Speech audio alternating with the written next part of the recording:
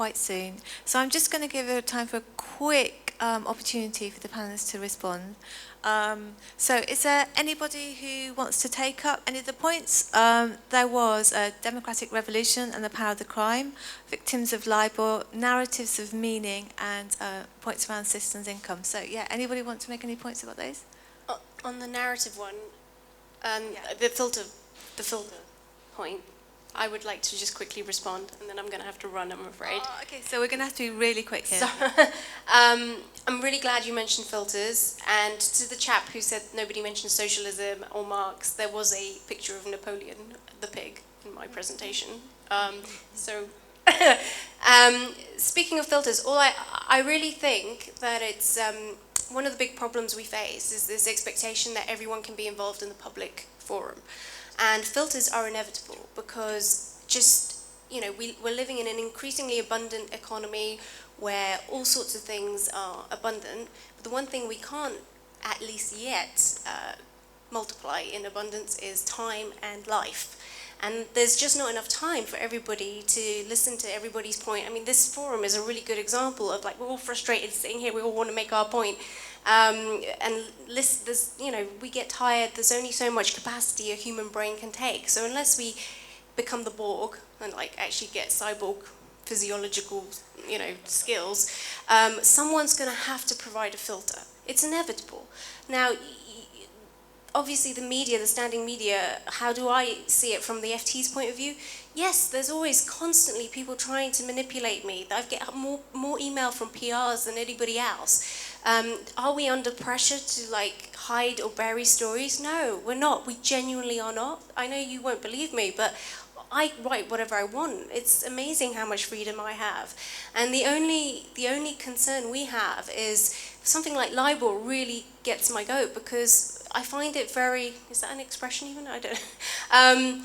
Libel is a really good example of a very hypocritical media story, because the truth is, libel, we're retrospectively penalizing bankers for something that they were pushing the envelope on, like, to the point where, is it illegal, is it not illegal? It's very hard to know, because we've created a system where that sort of behavior is acceptable, because markets behave that way. And suddenly, retrospectively, we're saying, oh, what you were doing was not allowed, and we're going to, like, penalize you. Now, I personally think that's not the way to go. I think we should just establish new rules, new regulatory, like, environment where that is just no longer acceptable. But the problem is, as soon as you regulate the banks, those bad practices just slip beyond to the shadow banks, and they begin operating exactly the same way. And that's why I hate Bitcoin, because to me that is just like everything that we're trying to control in banks is now happening in the technology, fringes, but we're calling it cryptocurrency. That's how I feel, which is why it's a bit of a vicious circle.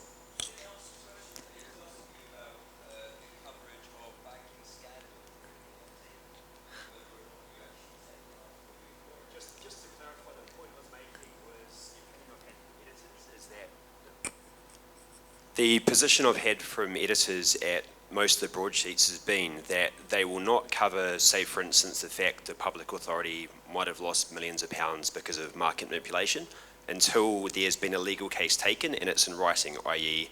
they can kind of quote a legal statement to say that a party is taking a case and these are the particulars.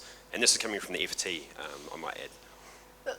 I mean, you should see how frustrated that is just not the situation at the FT. The FT is like, everybody's running around. Whenever there's any manipulation story, it's like, oh my God, there's another manipulation story. Oh, we've got to write it up. Oh, how can we get it out? Blah, blah, blah.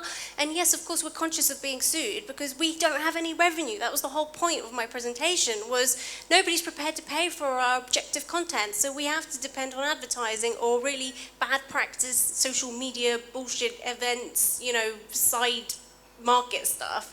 So what do you, it's an impossible situation. We want to be able to produce these stories. We would love budgets to be dedicated to real investigative journalism, but we can't do it because there just isn't any money, because no one's prepared to pay for objective content.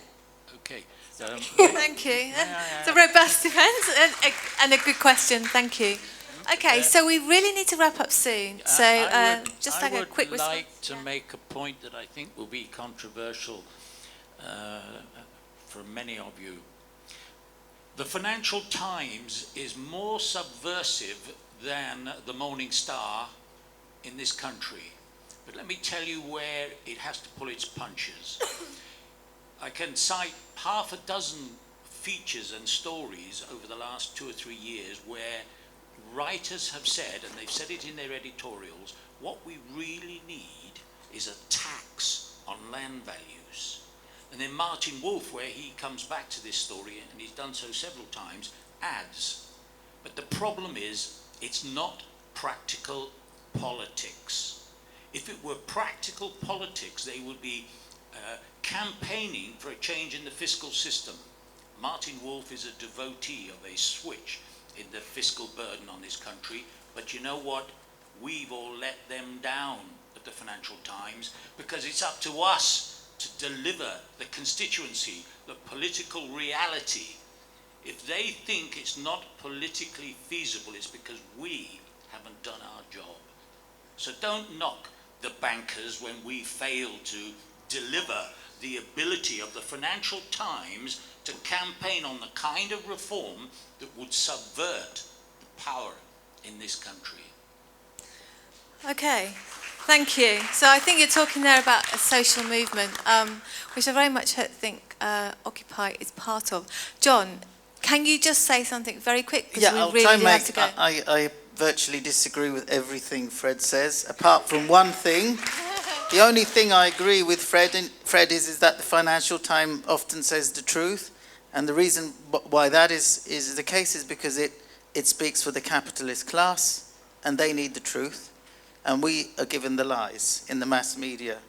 About that I agree, but everything else, about narrative, well, the thing about narrative, the dominant narrative is the one which the government wants us to hear, that austerity is good, that it's our fault, that it's benefits grounders who are responsible for the economic crisis, that it's immigrants.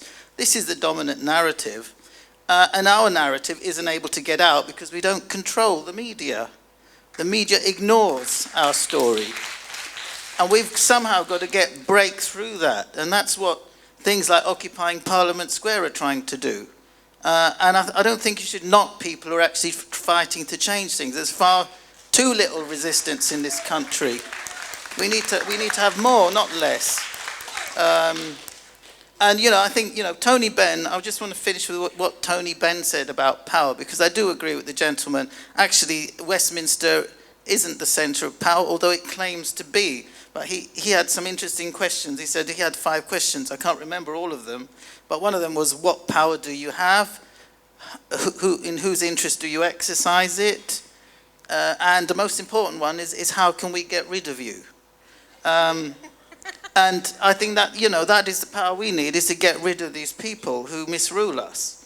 And I just want to finish with one word, because what he also said is, and this is a question about democracy, because the word has lost its meaning, and the word socialism has also lost its meaning, because it's been debased by our media and our political class. We're giving meaning to these words again. So democracy actually means something when we fight for it in Parliament Square. It's not what they do to us, it's what we do. What we do is democracy.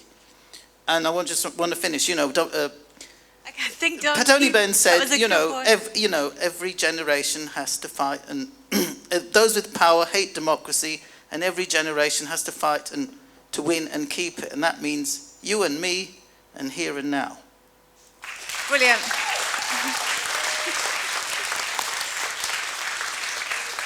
Well done, good finish. Okay, so it's just the very last point is to say thanks very much to the Quakers for giving this wonderful space for free. And I just wanted to also, if you could just show a bit of appreciation for David Dewhurst, who's actually put all the work in, virtually all the work in to make this happen. Thank you. That's great. When you leave, if you could remember that is the main exit, and it'd be really appreciative if you could just make a donation. Putney Debates and Occupy London doesn't have a lot of money, so we rely on your donations. And thanks very much for coming. Keep coming back. The rest of the programme is online.